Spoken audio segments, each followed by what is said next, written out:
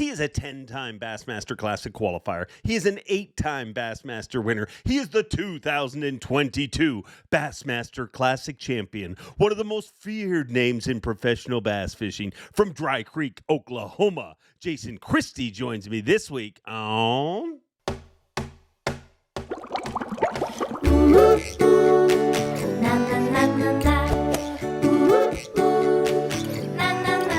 I'm Bob Cobb from the Bassmaster. Welcome to Mercer. Well, we are doing this again. Welcome one, welcome all, friends, family, freeloaders, fishing freaks, and especially you humpers. You're all welcome here at the Awkwardly Honest Fishing Podcast that goes by my last name, which is Mercer. Welcome into the 146th edition of this particular podcast, and I hope you are all having a great week. Happy hump day to each and every one of you. And what we learned last week on the roll call is you guys spread far and wide. Unbelievable the amount of people in the roll call that just said, yeah, all I asked is where you're from. I mean, we have people, it seems like a huge amount of people watching in Texas. So thank you. People watching all around the United States, even a few in Canada.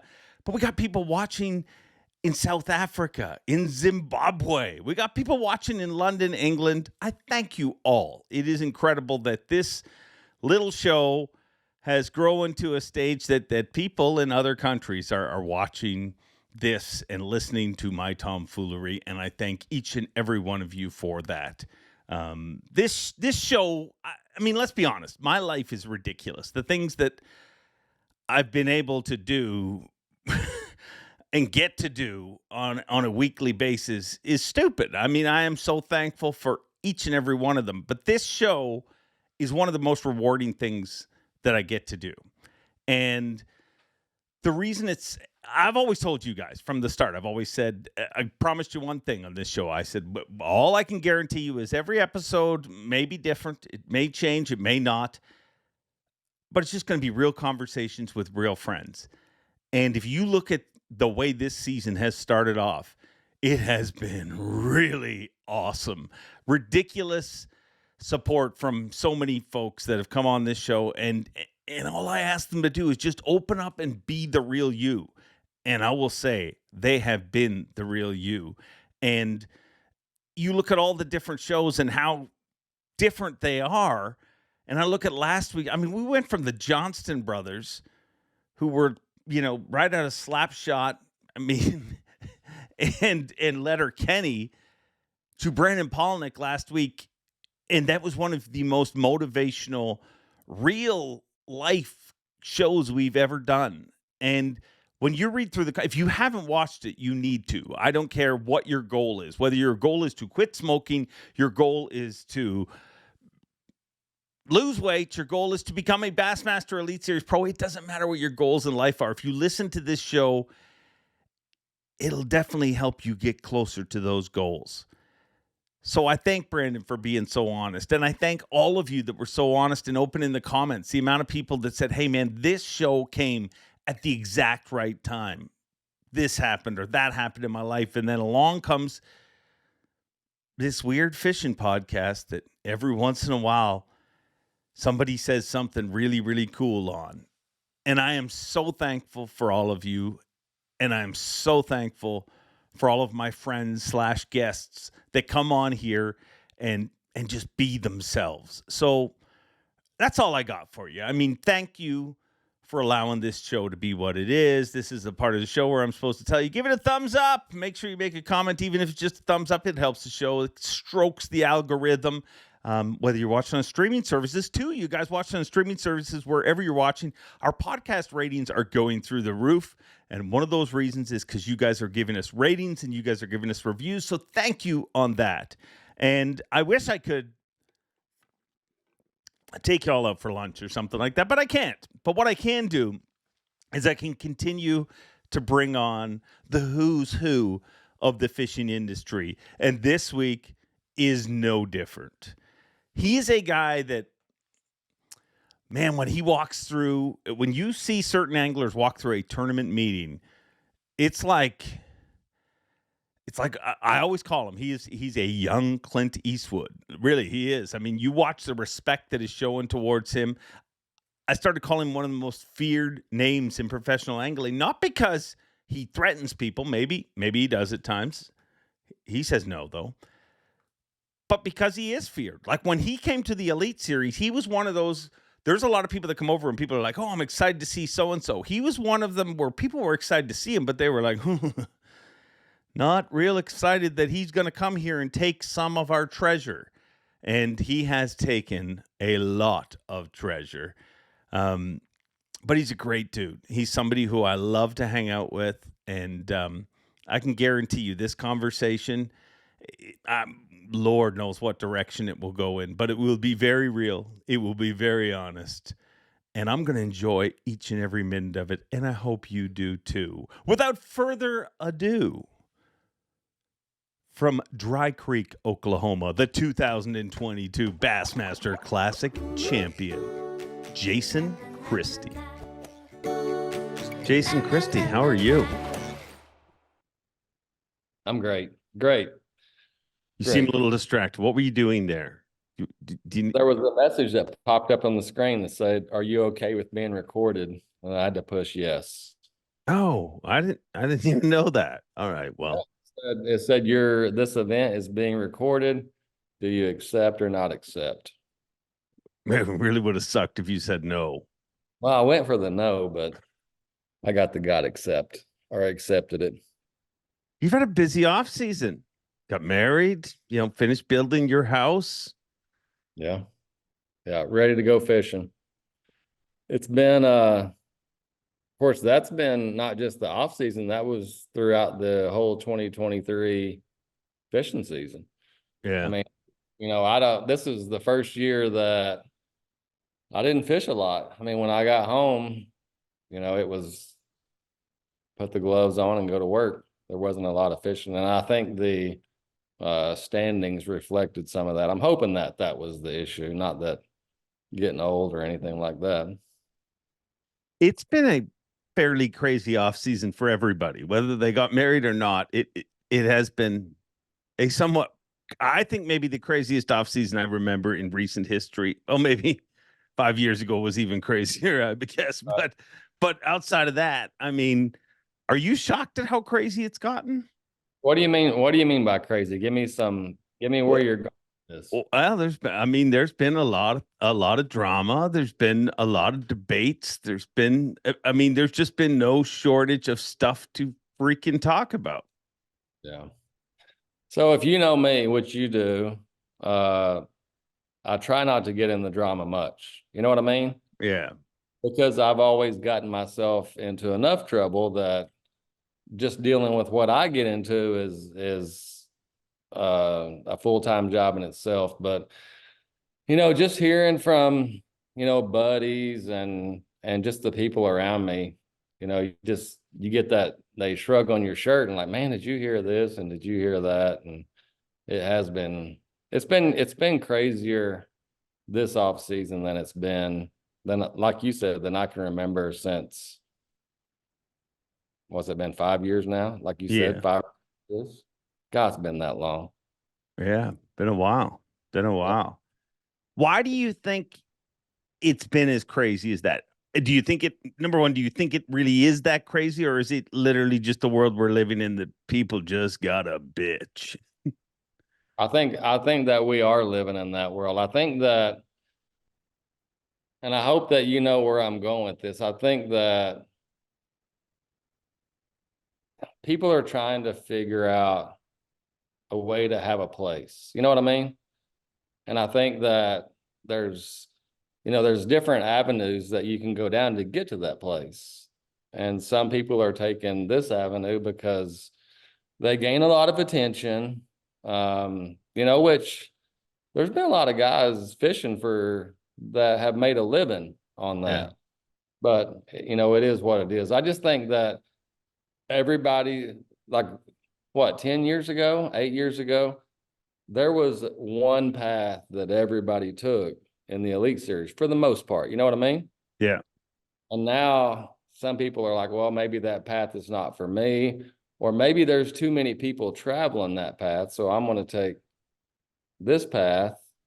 And, I guess it's working out for some, but it has been crazy. I've heard a lot of different things, and, I'm not one to come in and to get on social and spend all night on social or YouTube or something like that. It's a lot of what I hear is through my buddies and friends and even sponsors.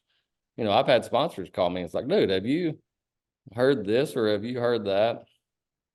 I try to stay out of it, but it is frustrating. You know what I mean? Because, whenever I started fishing, there wasn't really guidelines, but there kind of was guidelines. This is how you went about your business, and this is how you need to go about it. And it's just not that way anymore. So No. do you agree or disagree?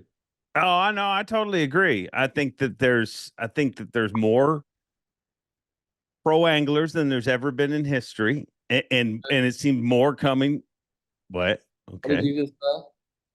What's that? What's the first thing that you said on that? There's more pro anglers than How there's many ever. do you have?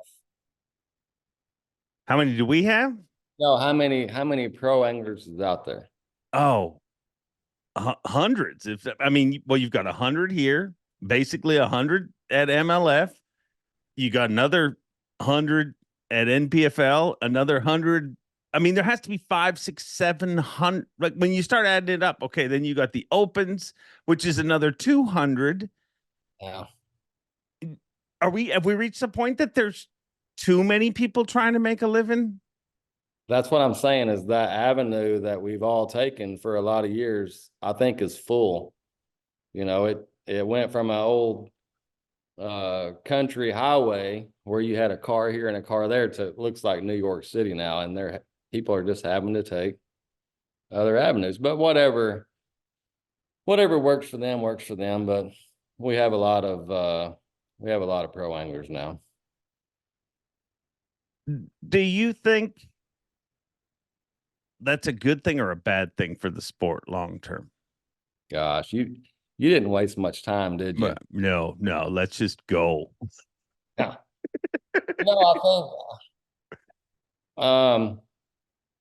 I think it'll all even itself out in time. I think we're just to a point right now where there's a lot, with COVID and the way that things are going, there's a lot of people fishing, and the way that our sport is, there's a lot of avenues to get in, and you can really get in quickly. I played basketball in college, and you had to work your way, here to there to there to there. And the roads just got smaller. The avenues got tighter as you got to the goal. And now it seems like bass fishing, it's broad. You got high school, you got college, you got the opens. Think about this. You can take a dude that's 40 years old, and I don't have anybody in mind. You can take a dude that's 40 years old that's built houses his entire career, and all of a sudden he says, I want to go fish and try to qualify for the elites. He can get in the opens, fish the opens 1 year, say he has a good year, qualify. That dude went from building houses to fishing on the Elite Series in 1 year. You can't do that in basketball. You can't do that in football. You can't do it in any other golf. You really can't do that in any other sport than bass fishing. So there's just a lot of people right now. And I think, the positive side, the way that I want to look at it is our sport is so good right now that there's so many people that are trying to get in there. That's the way that I want to look at it. I think, yeah. I think that's the way you have to look at it. If you're in your line of work, do you think long-term things need to change where you mentioned other sports? The reason you can't do that in 1 year in those other sports is because there is levels. But in fishing, there's always been pseudo levels, but you can skip a whole bunch of levels if you have a good season and maybe you're not ready. Do you think, let's just imagine 10 years from now, 15 years, do you think we'll see this sport evolve where that isn't a possibility to get in within 1 year? I don't know. That's hard to say. This sport has changed so much in 5 years, and Yeah. it's changed. It's changing more. I mean, everybody looks at live scope and things like that, how much that's changing. You look at, sit back and look at the sport, just bass fishing in general, how much it's changing and how quickly it's changing over the years. Honestly, I don't really know what to expect on what we're going to see in the next 5 to 10, years, maybe even 2 to 3. I just know right now there's a lot of ways to get there. And still, let's go back to the dude that built houses. He gets there in 1 year. He may get there, but can he sustain that? You know what I mean? Can he stay there? I think that, the dudes that get there and the dudes that, qualify, work their way up there, the ones that have longevity in the sport, and they're the ones I think that are going to be there for a long time. But dude, we got dudes coming in now that, I mean, they're what, 18, 19, 25, and they have as much fishing experience. I shouldn't say that. They have as much tournament experience at 25 as I did at 35. You know what I mean? Yeah. I mean, they're fishing high school, they're fishing college, they're fishing jackpots, they're fishing all of that stuff. We didn't have those events, whenever I was growing up. Whenever I was growing up, we had, you had the team tournaments, and then this is how it went for me. Team tournaments, and then started working into the BFLs. Then you start kind of dabbling outside of your region into some of that coast, that semi AAA level. And then you just gradually worked your way up. And I wouldn't change anything. I think that's the way it should be. Yeah. But it's not that way anymore. You say sponsors have even, looped you in on stuff and said, well, do you think it's an adjustment period for them as well? Because when you look at, that growth, somebody has to finance that growth. And and especially with a downturn in the economy that, is quite evidently happening. And you got a bunch of people trying to go through, it's drinking from a fire hose. Right. What's your take on that? Well, I think, one of the things that is, is it's hard to get sponsorship. Yeah. It is. Dude, it's hard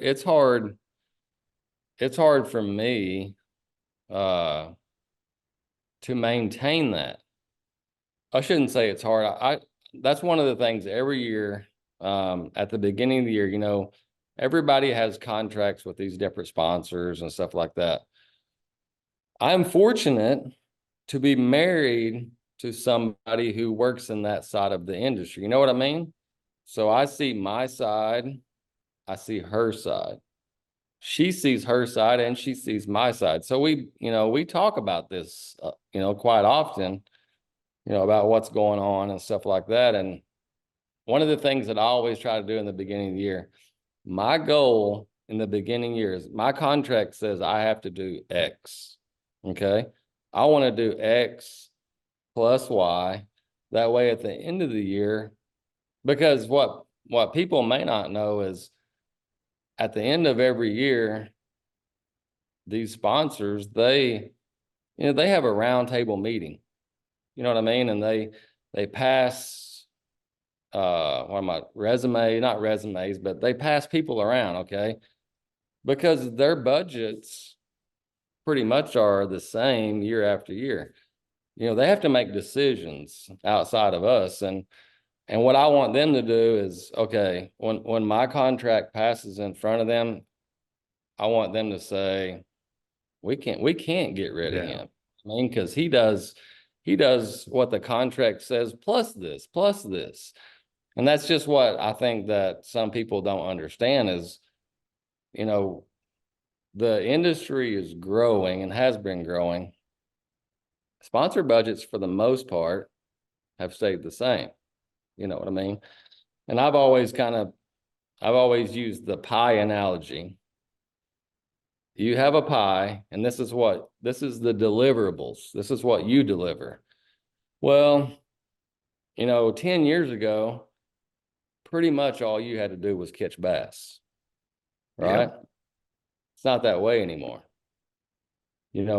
So if you have a really, really good year fishing, then you have delivered a good percentage of that pie. You know what I mean? Yeah. And then you have social media, you have YouTube, you have all, your dealership meetings, all of that stuff. If you don't have a good year, then you need to do more in the other portions of the pie. Are you with me? Yeah. That's kind of what the way I always look at it. So we try to do this, we try to do that. And then the fishing is just kind of on the side. Last year wasn't a great year for me. It wasn't terrible. So whenever I have a year that's kind of slow, that's whenever we double up on everything else, social media, YouTube, because end of the year, when that contract passes in front of them, I want them to say, we cannot, and get rid of is not a good word. Like, they're not even going to question that contract, move on to the next one. That's always been my goal. But to answer your question, the sponsors, they see all of the drama. You know what I mean? Yeah. And I don't know. I'm fortunate enough to be married to one of them, and I hear some of that. So I try to stay out of the drama as much as I can. What's your take on it? My philosophy on sponsorship in general is very similar to yours. I mean, I've always said, it doesn't involve pies and stuff like that, but what it involves is, I'm always like, and I get it, when sponsors have to make cutbacks, most of the times they don't want to. Let's be honest. Somebody came into their office and said, you need to take 20% off this budget, or whatever that number is. So they have a stack of portfolios that they have to go through and see. And I've always said, as long as you can stay in the top 5, and I feel like, and that number could be 7, it could be 2 for some companies, but I'm like, if you can stay, there's always a few that before they make any of those cuts that they're like, well, we can't do that to him because he's done this. We can't do that to her because she's done that and over delivered. People want that. So as long as, that's what keeps me sane throughout the years of doing this, because as long as you can stay in that top group, and that only happens by over delivering, like you said, like constantly working, constantly, like the investment that you've put into your YouTube channel, your social media, all of those things. None of that existed. Like, if you look at what a pro has to do today versus 10 years ago, 20 years ago, 15 years ago was the golden age of bass fishing, because literally, like you said, you could just fish. And if you wanted to do more, you were doing that generally for more. You weren't doing that to survive. So yeah, I agree with you there. My concern with all of the drama and bullcrap that's happened is, I honestly think the majority of people that love this sport, the majority of people that'll be in Tulsa and are rabid about this sport, watch this podcast, those are people that are eat up with it. They don't give a crap. Like, they really don't want to hear about a lot of it. I think they deal with crap like that in their offices all day long. Fishing's their release. That's my worry, that so much of this drama, sure, it gets a bunch of people clicks, but it also pushes a bunch of people away from the sport. Yeah. And if you don't believe that, just think of the last time you watched a labor dispute in football or anything. Like, at no time are you like, you know what? They should give them more. Well, and that's the thing, and that I'm sitting here, like, fishing, I have no other thing to say, is fishing, bass fishing, professional fishing has been great to me. You know what I mean? Great to my family. Great to my kids, all of that. Like, it's been great to me, but it's just like anything else. You get out of it what you put in. You know what I mean? There's just because you get to this level or you get to that level, it's not like all of a sudden it starts, you got to work your tail off. It doesn't matter. You think Van Dam sits at home every day and doesn't do anything? No, he works his tail off and he always has. That's why he's what he is, you know what I mean? But I agree with what you said. 10 years ago, my job was to catch bass. Yeah. That was 90% of my job. 5 years ago, it's about 60 or 70. Now, I still need to catch bass, but it's, it's the other stuff, the social media, the YouTube and stuff like that. That's what a lot of that is what moves product, because that's what a lot of people are watching now. You know what I mean? And that's what, we try to do when I wake up in the mornings, when we go to bed at night. It's like, did we do this? Did we do that? Making sure that everybody's getting their fair share of what they deserve. I just, not only is bass fishing in general changing, everything around it's changing too. And you can either stay there or you can move with it. So things are definitely changing. While we're ripping the Band-Aid off right off the hop here, where are you at in the technology arms race of angling? It does feel like, it feels like, I don't even feel like anybody's even debating about forward-facing sonar. Like there's the debate about it, but it's like, it's just like, well, how are we gonna do this? Yeah. And I had a dude comment on this podcast a few weeks ago, and I thought his analogy was perfect. He's like, at some point, are we playing basketball with trampolines? Like as much stuff as everybody's trying to hang off the boat. Like, is that the right direction, or like where are you at with all of that? I'm good with it. And the reason I'm good with it is because, it has been have you noticed in the bass fishing and in the drama, like all of a sudden something comes out and it peaks, like it blows up, and then like you said, it just dies off. It's like everybody wants to comment, everybody wants to throw a fit, and then it just kind of dies off. What's happened is, it's just like everything else, it's going to change. It is changing. It has changed more in the last 3 or 4 years than it has probably in the last 20. It's not going to go anywhere. It is what it is. And what some people may not remember is, I can remember 7 or 8 years ago, we're on Bass Live, whatever, and you go hours without a bite. You know what I mean? Because you're just casting at a stump, or you're casting at this or that.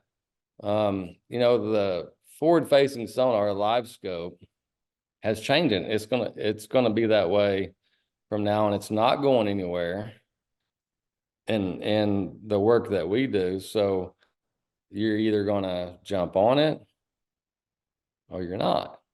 It's that simple. And to me, like I had a fishing trip today, and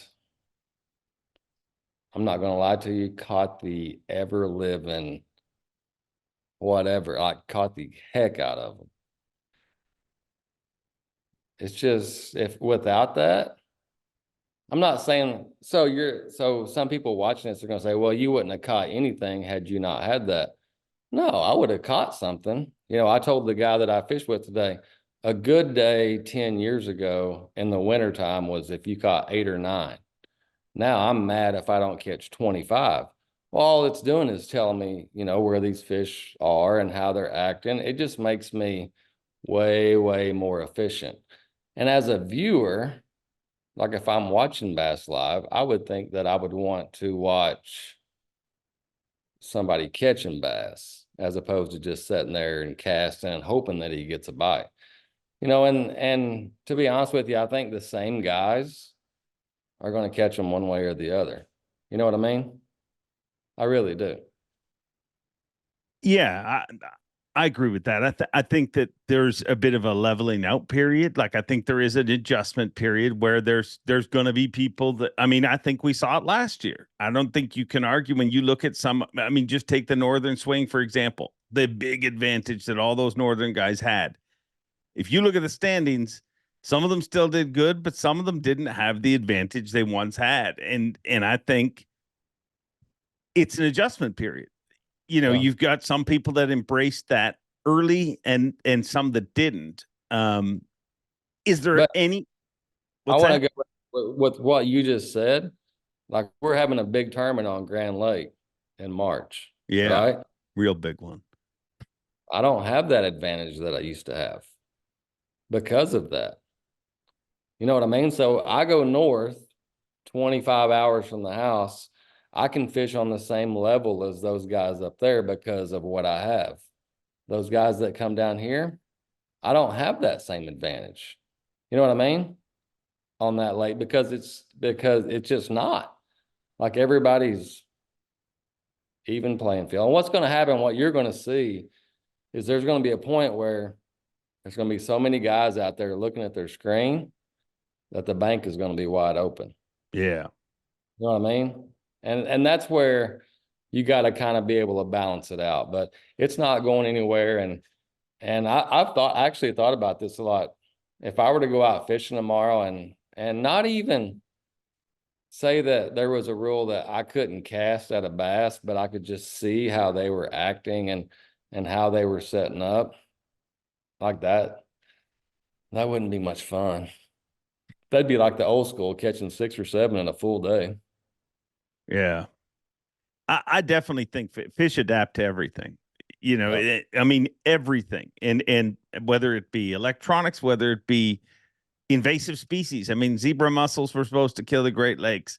Gobies were supposed to destroy the Great Lakes. You know, at one time you could drop under every time you saw a fish on the Great Lakes, you could drop and probably catch them 80% of the time. Well, that 80 is dropped to 20 now, unless it's a really firecracker day. So I believe they will change. Have you seen any signs of the fish reacting to it differently? You know, it's hard. I actually thought about that today out fishing. So I was 60, 80 feet from a brush pile and I scan across it. And when I lock onto it, I see the fish, start moving, start swimming. But it's hard to know because bass fishing is not a controlled environment. You don't have the same scenario from brush pile to brush pile or from to ledge. I've been a firm believer. I've said this as long as I've fished, and my marshals know this, my co-anglers that I had, a long time ago. That's one of the things. If I had one rule in my boat, it was, hey, we're going to be quiet. And I don't mean not talking. I mean, you don't, slam rods down because from a kid, I believed that these fish could know you're around. I think that they're just becoming more aware. I mean, you think about a bass sitting in a brush pile. He's sitting there, or a school of bass. And for years and years, they've felt that, that boat presence being around, and all of a sudden they feel that boat presence, and then there's a bait, they get caught. I think it's more so that than live scope.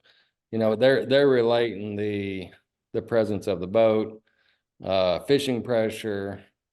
I think that's the thing, because 10 years ago, they'd be sitting there and a lot of times they'd be safe because even though they feel the boat being around, there was nothing, there was no bait that really got in their house. Now, they feel the boat, boom. Because we've had sonar 20 years ago, the same sonar was shooting straight down and you were able to drop right on them, right? So I don't know that it's actually the sonar. I just think it's, it's the boat, it's the fishing pressure. People are making the same casts. A lot of these fish that used to swim around in the middle, they never got caught. Yeah.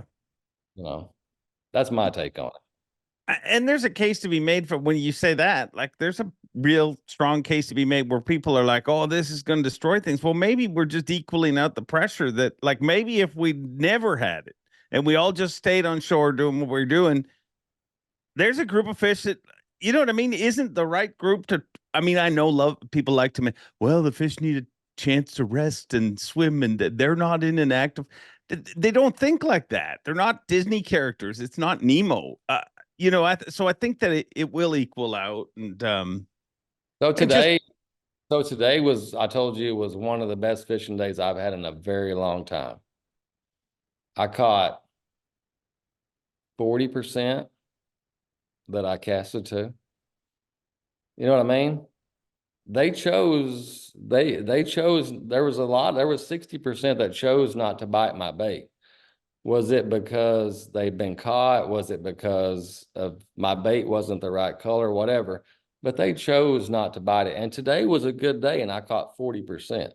yeah. You know what I mean? So it's not like you see one, you cast him, he's caught unwillingly, and he goes in the boat. No, he's swimming out there. You know what I mean? He chose. There was a bunch of them, a lot of them today, that chose not to bite my bait. But there was a good many that came into the boat. How much do you hate those ones that choose not to bite your bait? I don't know. My excuse is, like, I had a buddy with me today, and I'd cast, and I work the bait, and they turn it down, and I'm like, it's not a bass, it's a carp. That's always my excuse. A lot of carp. Fish around 60% carp today. That little derby you spoke of in March, how much have you been obsessed by that? I don't know. We've Shannon and I have had a lot of talks. Last year, it was just a struggle the entire year trying to stay up in the classic cut and stuff. And, I slid in, luckily, at the end. And I just felt like, with the way that 2023 transpired, that I wasn't meant to be in the classic. And gosh, when I was driving home and I got the phone call that I was in, I just immediately went to work. I got the phone call that I was in. I immediately called, like the next 30 seconds, I called the sponsor and I was like, this is what I have to have for Grant. I need this, and I need this. And he was like, all right, we'll get it going. But I'm pretty obsessed with it.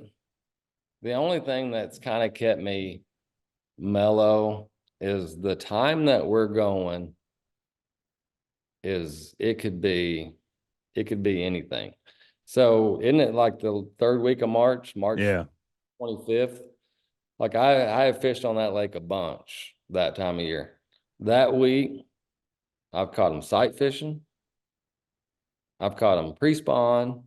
I've caught them dead winter pattern. So there's just so many different things. And, I never go pre-practice for anything. And I actually went up there because it's so close. And because I have not fished there since we fished the last classic there. Because it's just far enough from my house. It's like an hour 20. It's just far enough that it's not convenient to go just on a fishing day.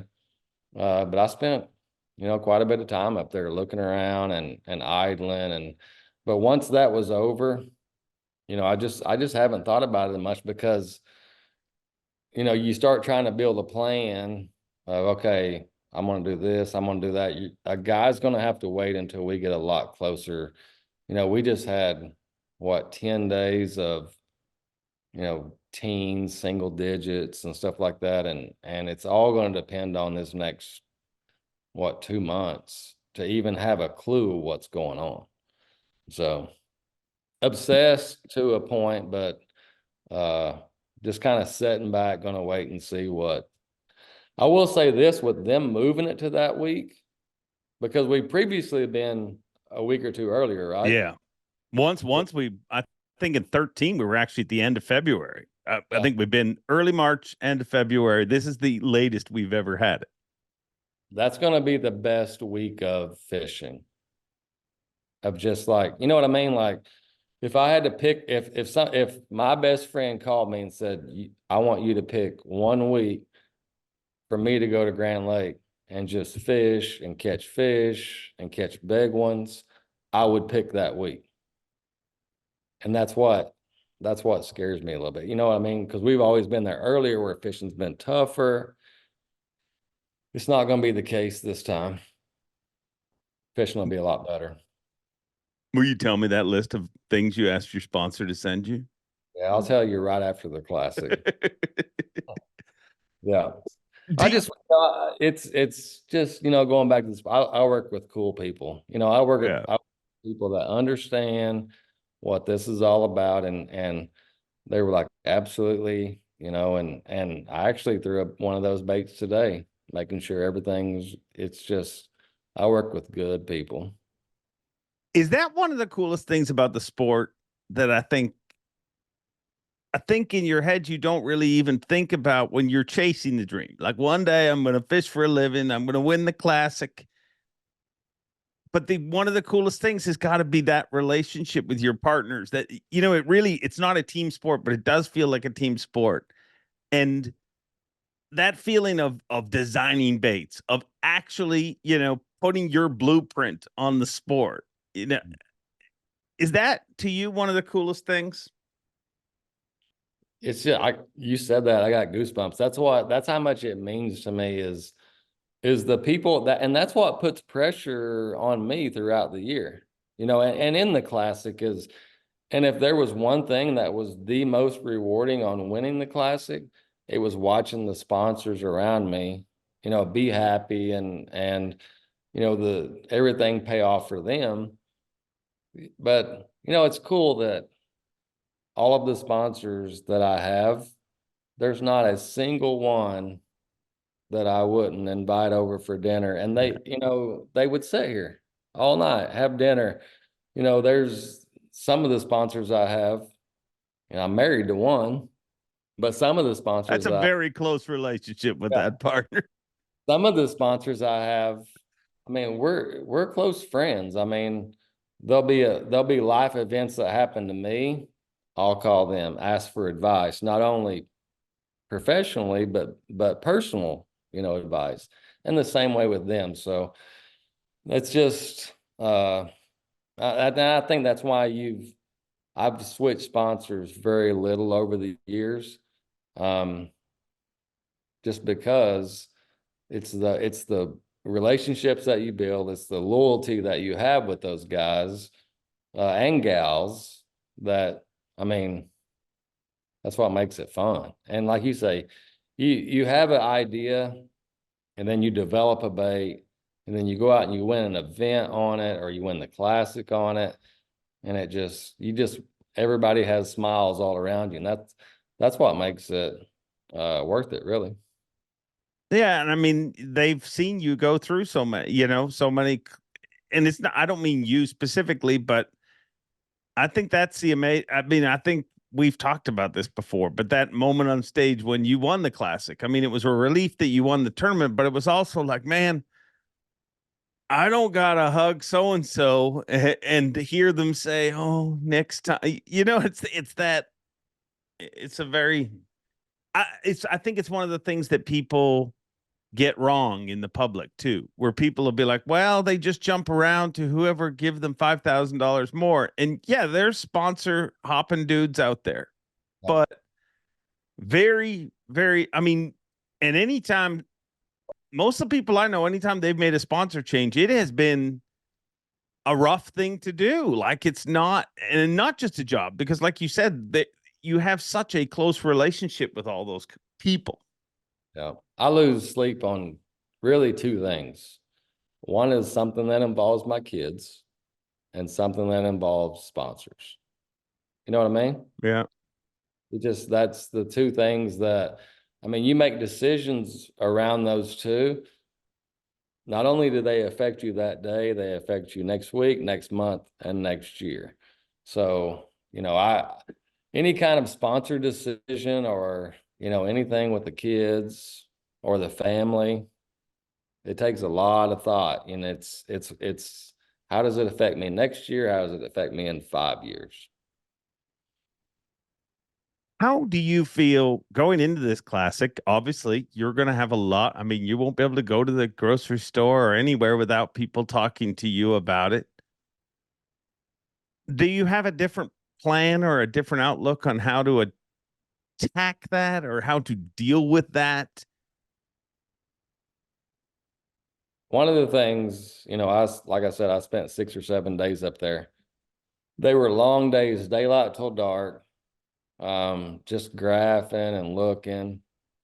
And every time I would get tired of it, I'd want to stand up and fish, or I'd want to go home. I would just think about the 2016 Classic where, there was a lot of spectators. And I was like, I just kept telling myself, I cannot find too much stuff. So the goal going into the event, going into March, is going to be, I've told myself, I got to fish something different every day. I'm not going to be able to fish the same thing. I'm going to have to fish something different if I'm going to have a chance to win the event. The cool thing about this Classic is it's different than a lot of the others because I got a trophy out there in the shop. It takes a little bit of the pressure off. Now, if we were going to, Alabama or Tennessee or something like that, I could stroll in and be like, this is, I've already won one. But the problem is it's at Grand. We weigh in Tulsa. There's a lot of people. There's going to be a lot of people that I know, sponsors. All of those people are going to be there. So it kind of does elevate the pressure a little bit. But going into it, as far as, a plan for fishing, it's just go do work, go do what I got to do. But, and all the time I spent up there, that was my everything. Every time I would just tell myself, you cannot find too much stuff, because you may literally have to fish something different. I may only get to fish everything once throughout the event. And that depends on, we get water like we did in 2016. That's not a possibility. But if everything stays like it is now and it's stable, the water's good, then I'm going to have to fish something different. I'm not going to be able to fish the same stuff twice. Do you think it's been heading that way I look at, and I've kind of thought that for a while, that like the Classic specifically, if you look at it, is so rare. Gussie went wire to wire last year, but that is so, generally it doesn't go wire to wire because of all, boat traffic, just so many things involved. There is and that's one thing about the Classic, the time of year. It's usually like if I want to put money on one thing at the Classic, every Classic that I've ever fished, I have fished, and I'm talking practice through the end of competition. I've either started with a short sleeve shirt and finished with bibs, or I've started with bibs and finished with a short sleeve shirt, which means that throughout that event, the weather's changing, the water's changing, all of that stuff. And what Gussie did, like you said, is crazy. But it's just we have it in a time where it's transitioning, everything's moving. It's just hard to do it. And what I've noticed is over the years is, Gussie won it on one bait. Like I don't remember the last time somebody's won it just on one. You know what I mean? No. So you got to be, and that's what's kind of cool about it is you got to make some adjustments throughout the event to be able to win it.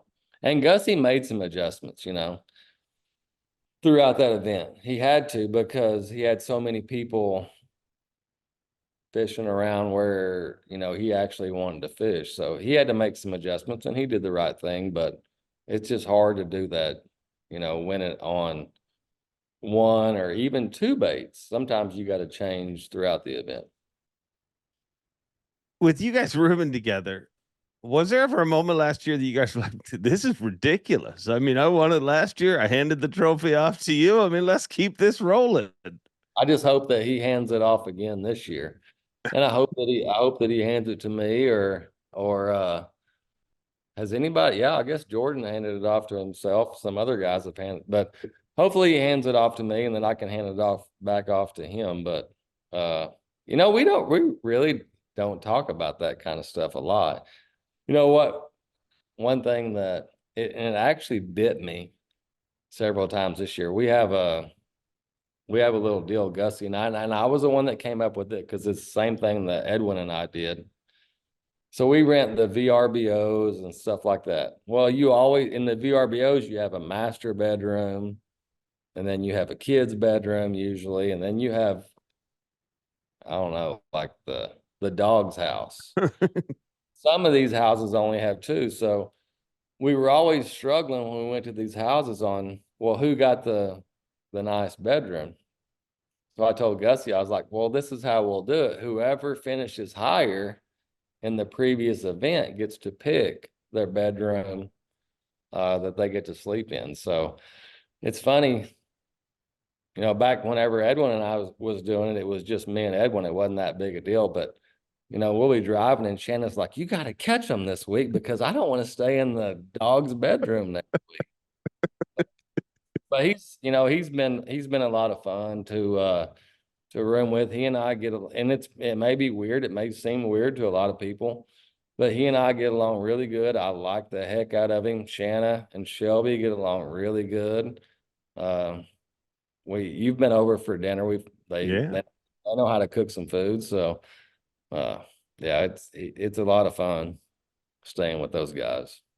How important is that on the road that you have that? You guys are away from home so much. You got to have that home feeling. Yeah, and it's just the norm. You go to different places all across the country. The houses are different. The lakes are different. There's that norm. That Gussie's going to be Gussie. Shelby's going to be Shelby. And you kind of become pretty close. You know what I mean? Yeah. I mean, and Gussie helped me a lot through last year. I mean, there was times, like at Champlain, literally, I was like, dude, I'm not getting it. I'm not getting it at all. And he helps me and I hope that there's times that I help him. I'm not sure, but the way that I fish is a lot different than Gussie. Gussie's usually fishing around the mega school. Like he's one of the just instinctive, like it seems like he can figure it out in just a little bit. It takes me a lot longer. So I'm just hoping that I can help him as much as he helped me, especially this past year. Outside of a living, outside of your job, your occupation, what does fishing give you? Just peace.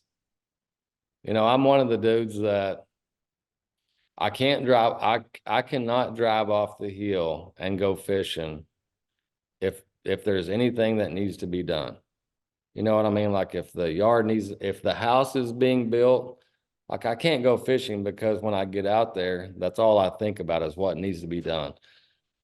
But like today, when everything's done and I go out there and I get on the water, it's just peace.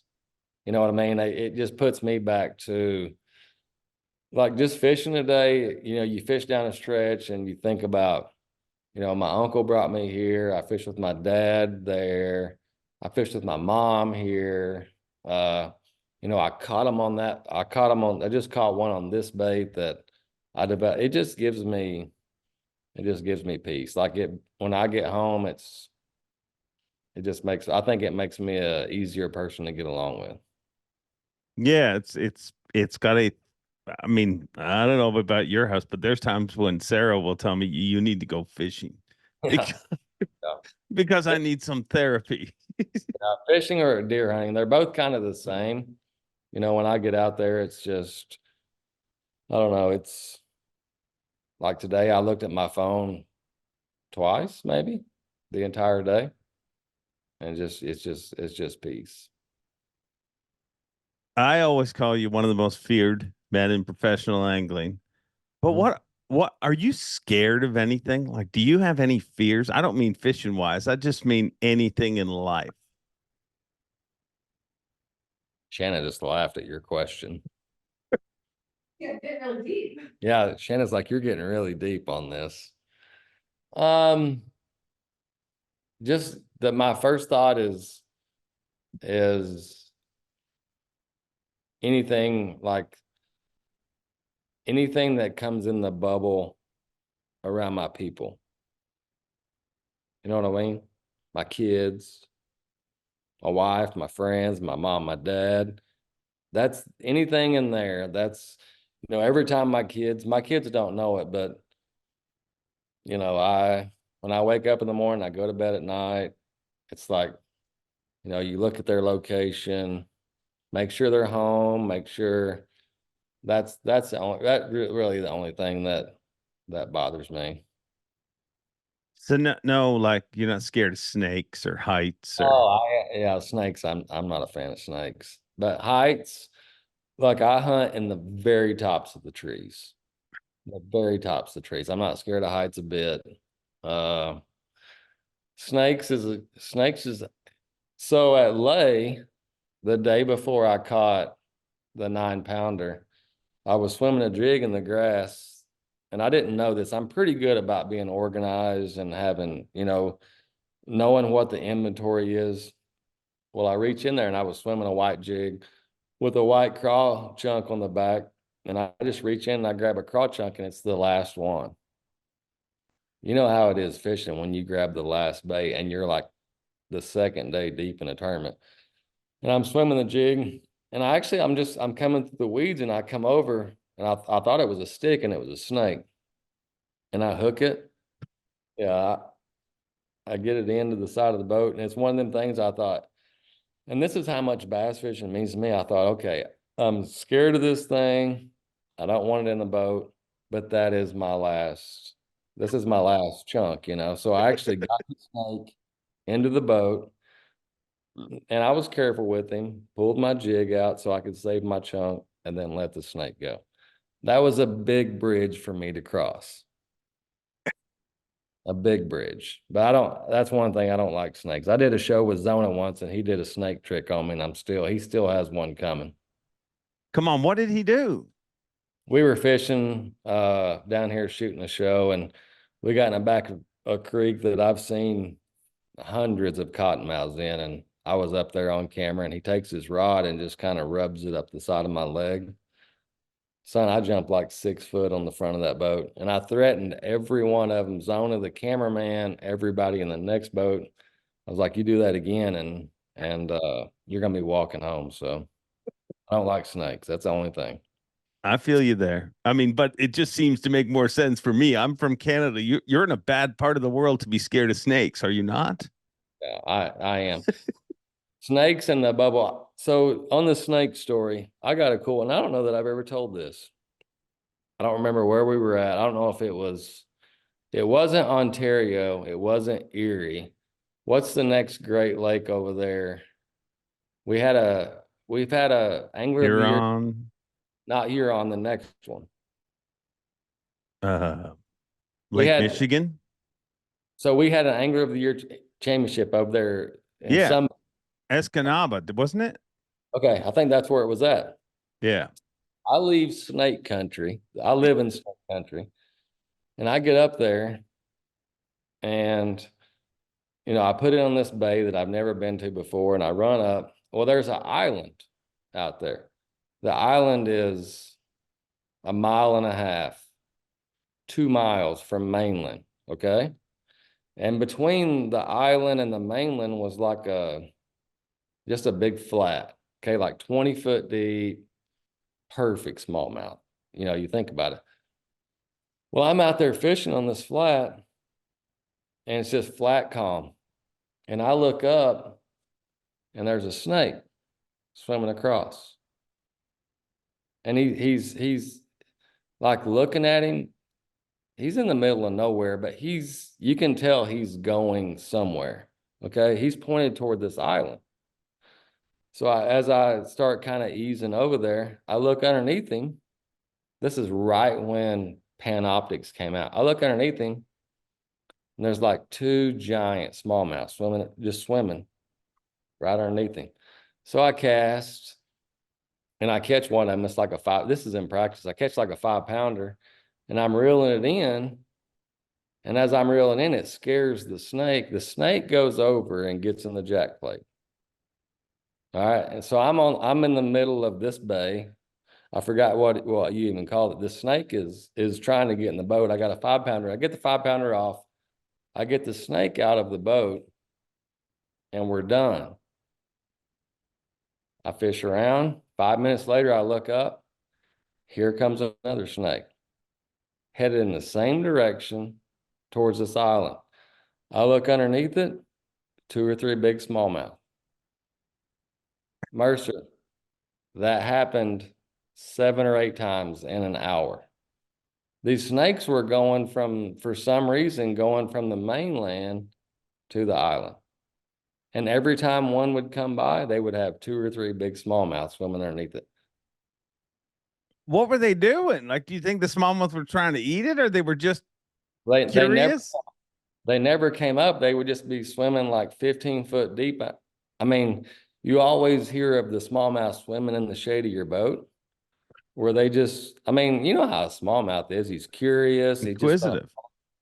But every single one of those snakes that was headed to that island had 2 or 3 big smallmouth swimming underneath them. Wow. But that snake is in the middle of, you might as well call it the ocean. Yeah. Every time I hooked one, every time I hooked a smallmouth, those snakes would try to get in the boat. Wow. Yeah, because they got scared. There was nowhere else for them to go. So ask me if I fished there in a tournament. I'm assuming no. I'm assuming you're right. No. Remember Doug Hannon had that snake lure. It was I always thought that was so full of crap, but it turns out maybe that was a real deal. So you've never seen that up there? No, I've never. I mean, I try to stay away from snakes. One time, I'll tell you a snake story while we're sharing snake stories. So we rent a house down in, you're thirsty again. I know that look. I've done podcasts with you before. So we rent a house in Orlando. We're taking our kids to Disney. My wife's going to kill me for telling this story. But that just only means it's a good story. So we rent a house in Orlando, and it's in like a new development. Like they've just built these houses, whatever. But so we're dumb Canadians, and I'm reading the rental book the night before, and it's like, there's 38 different poisonous snakes. Don't mess with any of them around here. If you see any in the yard or whatever. So I just read through it all, and I was like, and I'm deathly scared of snakes. So anyways, the next morning, Sarah's in the shower, and I'm laying in bed, and she says, honey, there's a snake in here. And me being the idiot I am, I'm like, no, baby, the snake's over here. And she says, no, there's a snake. And you can tell panic in somebody's voice. So it had those sliding doors, like, the sliding mirrored doors or whatever. And I guess there was a snake that lived in or was there. And then when the steam or whatever, so the snake started coming out. So she is in the shower wearing what you wear in the shower. And there is this snake, and I come in there and I look at the snake, and it looks like every one of those poisonous snakes I saw in the book. And I'm like, honey, you just got to make a break for it. There's no sense in both of us dying. So she kind of ran out, and obviously, didn't get bit by the snake.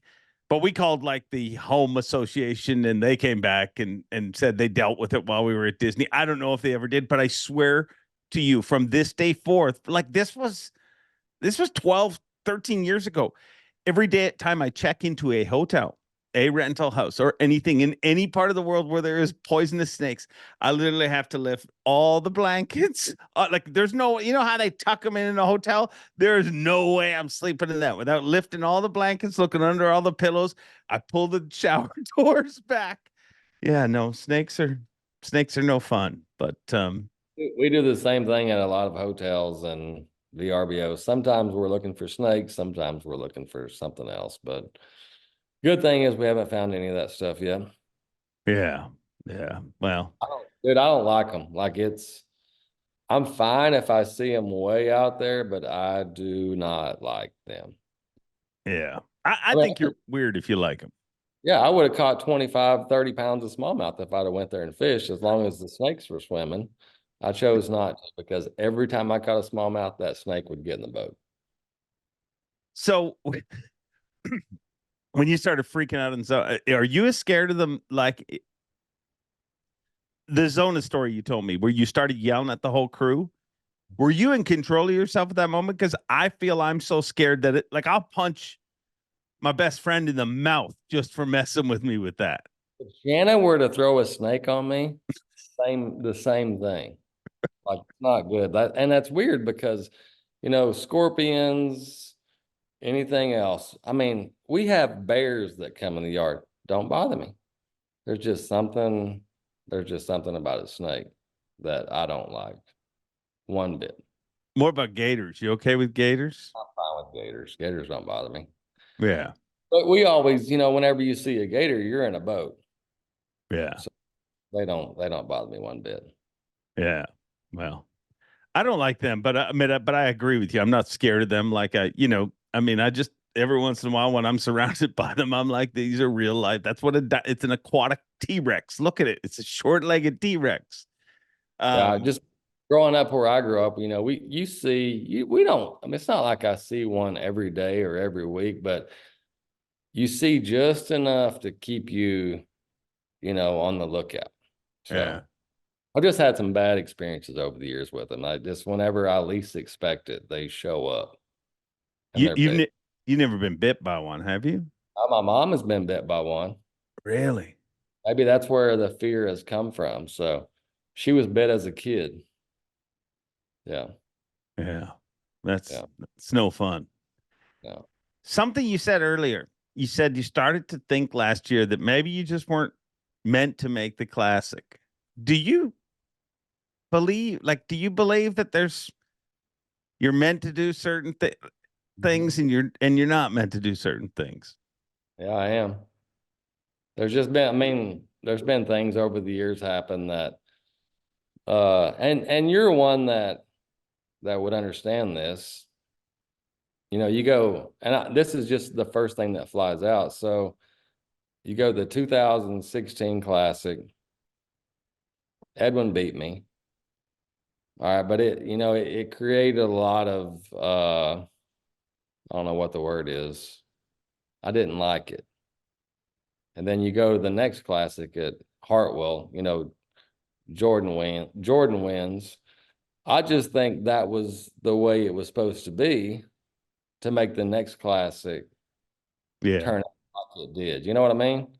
Because I feel like if I win in 2016, or if, I catch 5 when Jordan wins, I just don't think that I would have appreciated it like I did after those two things happened. And then it's not just about fishing, just in life in general. I just think that, I try to tell my kids that if it's meant to be, then as long as you're working hard, you know what I mean? Yeah. You're working hard. I just think that if it's meant to be, it's going to be meant to be. And that's how last year was. Like, I worked my tail off out there fishing.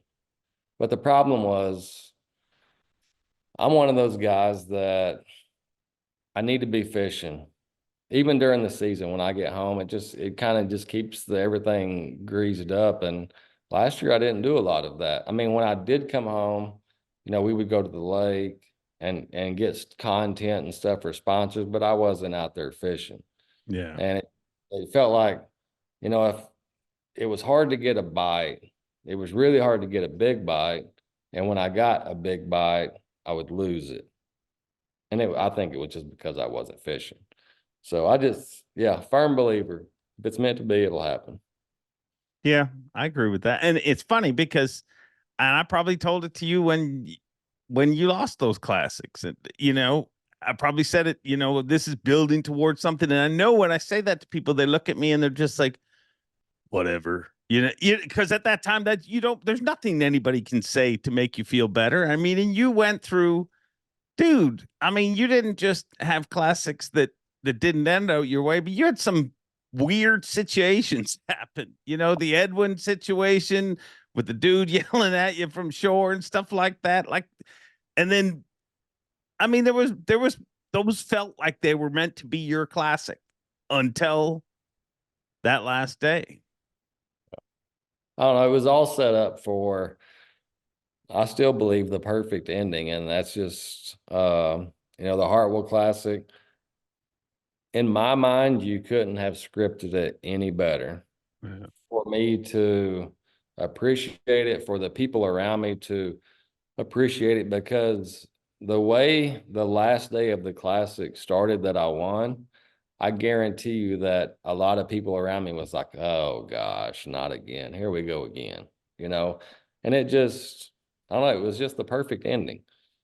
There was a lot of things that actually went bad on the last day, but at the end of it, it all worked out like it was supposed to.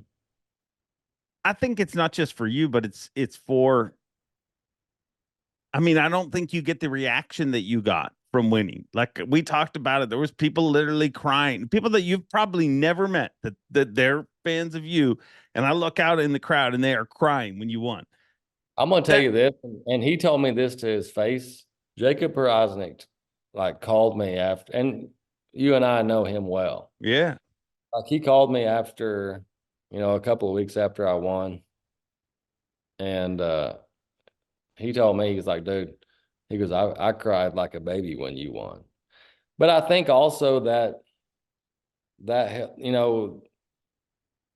all of that stuff, what if it's meant to be, it's meant to be. All of that stuff, like the 2016, the Hartwell Classic, the first one, all of that stuff helped build my brand. Yeah. Because a lot of people that related to a lot of that stuff. And they were like, gosh, how can, this, it can't happen again. I was kind of that dude that a lot of people, I don't know any other word, but kind of felt sorry for. And then all of a sudden, they kind of aboard your ship. And then in, the last Classic that I was able to win, a lot of those people were rooting for me. So yeah, when Perosnik calls you and says that he broke down, I think it meant a lot to a lot of people. Yeah, it was a very cool moment. Did those near wins, I don't want to call them losses because it just sounds too bad, but those near wins, did that change your mind at all? Like going into the Classic that you won, was there, like, could you just rest in peace? That's could you just not rest in peace, but could you just settle in your head that, hey, it's going to be what it's going to be? Or did all those near misses give you something like, this year I'm going to go into it and not do this? No, I'm going to be honest with you. Like, I was, after the two misses, like it was starting to break me down a little bit, because it would be like playing a basketball game, and I played the perfect game up until 3 minutes left in the fourth quarter, and then I lose it. You know what I mean? So, I can remember thinking that the last day at Hartwell when I won, it was like 10 o'clock. And it was the only time there was 1 minute in the last day that it went through my head. It was like, here we go again. It's got something. I played good for 3 quarters, and this last quarter I'm going to implode. But it was just something about that last one. It went through my head, and I was like, I've done this. I've been here. I have confidence going into what I'm getting ready to do. It was just a different feeling than the other two. you know, it was the same things happened, but I kind of kept the ship pointed in the right direction. And I think that if I would have had any other cameraman than Jake, I probably don't win. Really? No, no, it's just because you feed, I mean, you feel, even though the cameraman doesn't say anything to you as far as what people are catching or whatever, but you feel their, you know, their emotion and stuff like that. And, you know, the first 2 days I started off and it was just fish catch, boom, boom, boom, boom, boom. And then I would spend the rest of the day culling everything. And the last day it didn't work out that way. And we, you know, we leave the starting area like at 9:30, 10 o'clock. And I was starting to feel that. That's when that 1 minute crossed my mind. And Jake's over there. He's like, now it's time to go to the docks. And just watching, I mean, he had more confidence in me than I had in myself, if you know what I mean. Yeah. For 1 minute. But after that 1 minute passed, you know, and I left that pocket with one fish, just watching him, you know, being fired up and him having confidence in me, I was like, I've been here. Of course it worked out. You know, I wouldn't be able to sit here and say that if it didn't, but no, Jake, he and I, of course, everybody know, or a lot of people know, we shared that classic, but Jake was also my cameraman in the classic that got away. Yeah. So you know how guys can bond, but they don't bond, you know? Yeah, Jake and I have been through a lot. I think that's one of the things that I'm lucky enough to see, and it's not just Jake. I mean, Jake has a great relationship with you, but there's other camera guys. I mean, when Polnick won Angler of the Year a couple years ago, Brian Evie spent half the season fishing with him, and there's a bond between. I think that the camera people at Bass are some of the most. Everybody says, you know, it's amazing what they do with live and everything, but they're not just camera folks. They're producers. They're, you know what I mean? And they're friends and they're supporters, and it's a really cool group of people. And I'm not just pulling Jake out, like I've had a lot of cameras that I've won events with. They're all good dudes and they're all great at what they do. And like Brian's been in my boat a lot and I love what he does, but I think what made Jake and I close is Jake was with me when it wasn't good. Yeah. And Jake saw what happens when it's not good. And then Jake got to see what happens when it is good. Like a lot of the other cameramen, you experience one thing. Jake, we've been through about everything.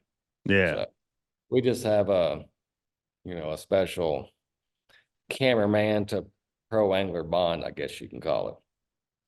And I guess it's normal though. You know what I mean? Like you've been through a lot together, you know, those are moments that literally your family didn't even get to, you know what I mean? Like your family didn't get to sit beside you when you felt that.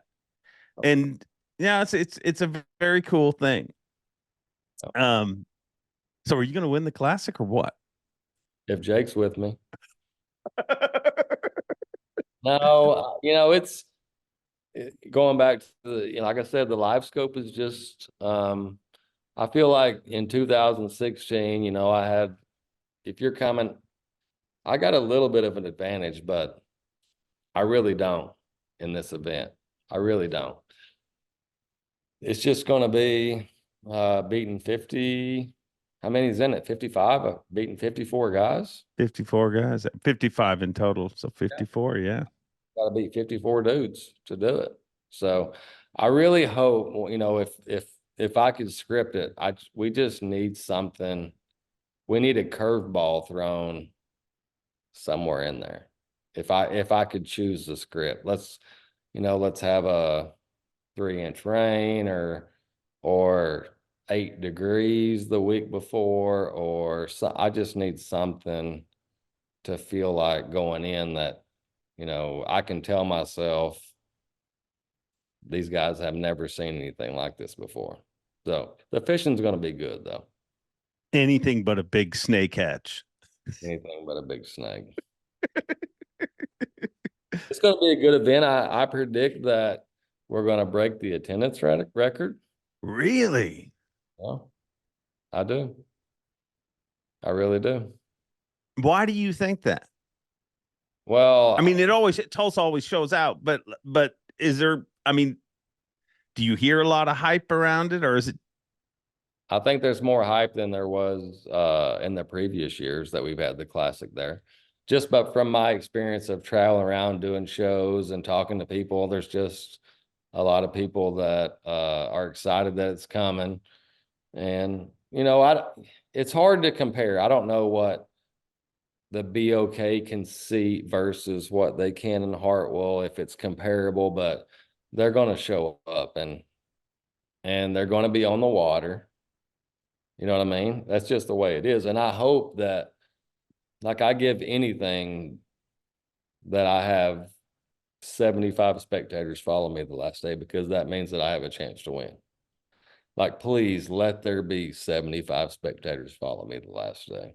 So they're going to be out there. The people around here, they fish, they live for fishing. They're going to show up. We're going to have a big turnout, and it's going to be a really, really good tournament.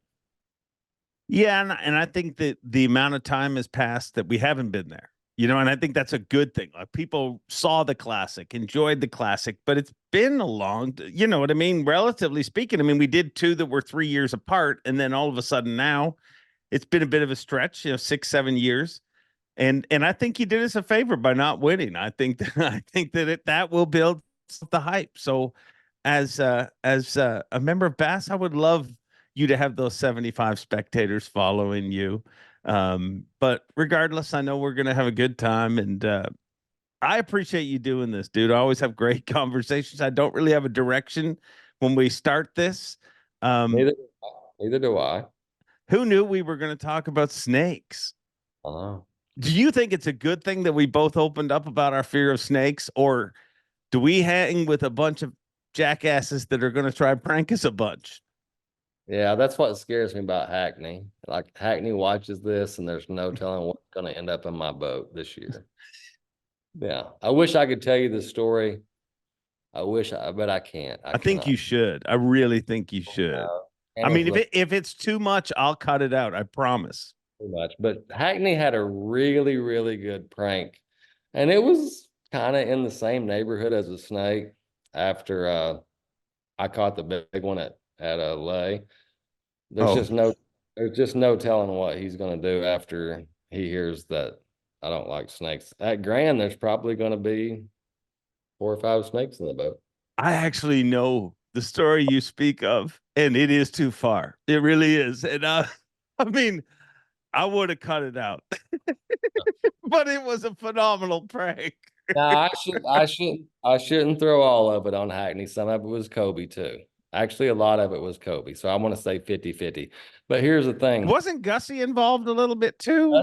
And a little bit, Gussie was more on like the 10 to 15%. Kobe 40, and then Hackney the rest. But here's the thing: is I haven't forgotten, and all of those guys still have one coming. So I will figure out something on Hackney. I got Kobe's figuring out, but I got to figure out something on Hackney. Yeah. I'm sure you'll figure something out. I got 2 last questions for you, but they're not from me. They're from our last guest. That was Brennan Palnick. So we started this thing where you can answer a question and you ask a question. So you'll get to ask a question to our next guest without even knowing who our next guest is. So Palnick is supposed to only ask 1, but he asked for 2. So I said, okay. And his 2 questions are, I'll ask you the first one. If you could change anything about yourself, what would it be? I'm looked at Shannon like, what's she gonna say? Like on a serious note, or just like Well, you can take it any direction you want. I think on a serious note, I think if I could change one thing about myself is be more confident in myself. You know what I mean? Really? See, from the outside, you look like Mr. Confidence. Like, dude, when No, you walk through a tournament meeting, people are like, yeah, but I mean, like going in, I'm always the dude that I go into an event and I'm like, gosh, I haven't had enough bites, you know, and I really don't have enough to go on. And sometimes it works out. I just like being more confident in the things that being more positive than negative. Like if I go into a bay and get 5 bites, my perception is, gosh, that was the only 5 that live in there. Somebody that was confident would be like, gosh, that was 5% of what live in that bay. I'm going to wreck them tomorrow. That's just not me. It's always the glass is half empty versus half full. If there was one thing I could change is that be the glass is half full versus half empty. okay. I don't know if you saw this before I asked the second part of the question. It just made me think of it because I didn't even think about it till now. I don't know if you've ever seen the video, but the most honest person ever. Do you ever see that combine video where they asked that very question? If you could change one thing, and I don't know who the quarterback was, I will find the video and send it to you. But they said, if you could change one thing about you, what would it be? And the guy's like thinking, and he starts laughing. And they said, well, what would it be? And he's, well, I'd make my bigger. So we will beep that out. So I mean, at least they knew he was honest. Because, and I think if you did that, you would be more confident. I mean, you would be more glass full.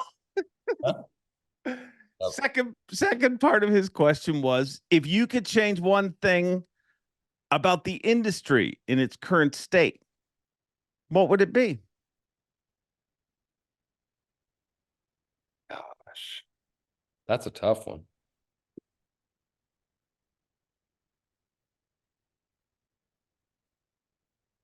I want to go with the boring answer. I wish you wouldn't. I don't want to go with that. Don't. No. Come on. Can I phone a friend? Yeah, sure you can. You do make up the rules. What would your answer be on this? Oh my gosh, what industry? What's one thing that you could change about the industry? Tell her to come on in. I mean, she's almost made appearances on this podcast in the past. Let's just make this official. The stories that we have, we got the Hackney story, we got the Shannon quick visitation. I don't know. Alex, what do you got? Anything you would change?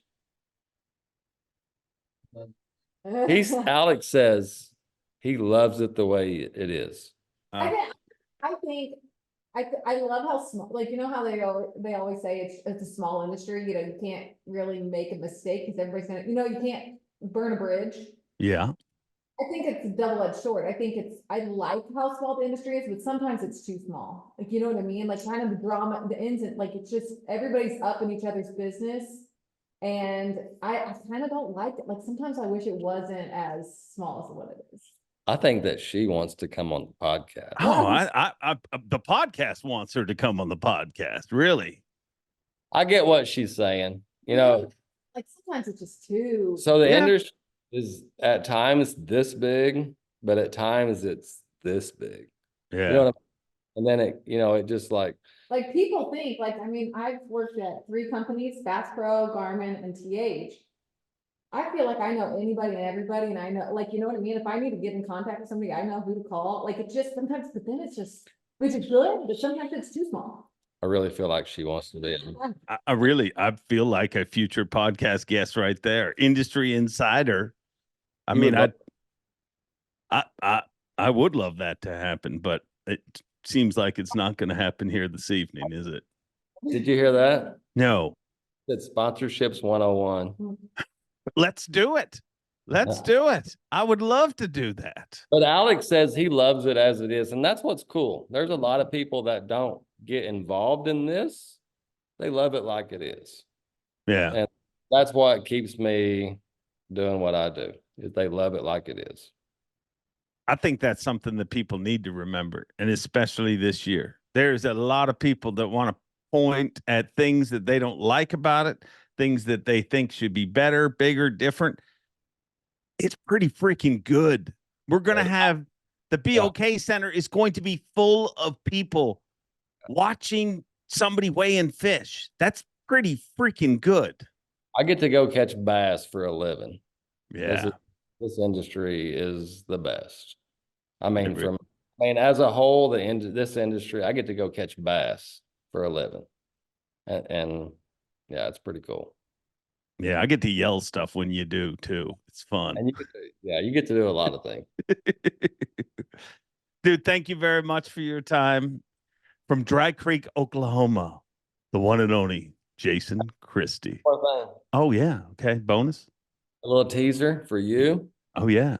I think you're going to love the new walk-up music. Really? Uh-huh. Are you going to give me anything more than that, or? You'll know whenever you'll know. We did a drastic change. I think that just don't do anything crazy when it comes on. Okay. Yeah. I can't wait. I Gonna can't love wait. it? Oh, yeah, you'll love it. Yeah, you're gonna love it. Shanda's like the mystery guest. You just hear her in the background. Oh, no. Are you? I'm so nervous right now. Just let's moment of total honesty. This is being recorded before this weekend's game. Let's not even talk about it. But it was fun chatting. You like that? I do. Actually, that's where we should have talked. Next podcast, we're going to talk about your trip to.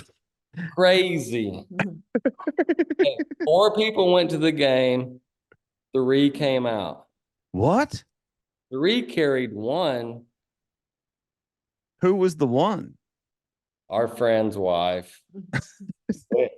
Yeah, well, she had a lot of fun. She had to be like carried to the ducks.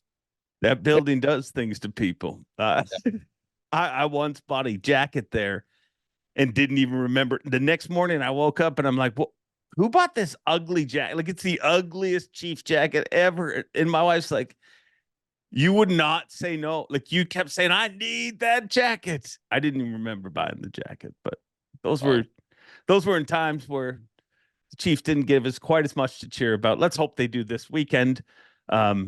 If not, all this conversation makes us sound horrible. Right. Next podcast, Sponsorship 101. Uh-huh. All right. Let's do it. Let's do it. Whatever goes with Kelsey. The one and only Jason Christie. He is the Chief. Can't thank Jason Christie enough for a great conversation. And who'd have thunk the most feared man in professional bass angling is scared of snakes, but he's not the only one. So don't judge. Now, I know what you're thinking. I get it. You're thinking, hey, you forgot to ask him to ask a question to the next guest. And you're right. I did. But through technology, he texted me one, and here it is. If you get stranded on a desert island, which 3 Elite Series pros are you going to have with you to survive, and why? A great question that we will ask from next week's guest. But I thank each and every one of you for tuning in to this, the Awkwardly Honest Fishing Podcast called Mercer. Go out there, have a great week, enjoy being, smile, make somebody else's day better, and I can guarantee you it'll probably make your day better. Until next time, Bob Cobb, take it away. Thanks for watching. Please like, comment, and subscribe, because Bob Cobb of the Bassmasters told you to. You hear?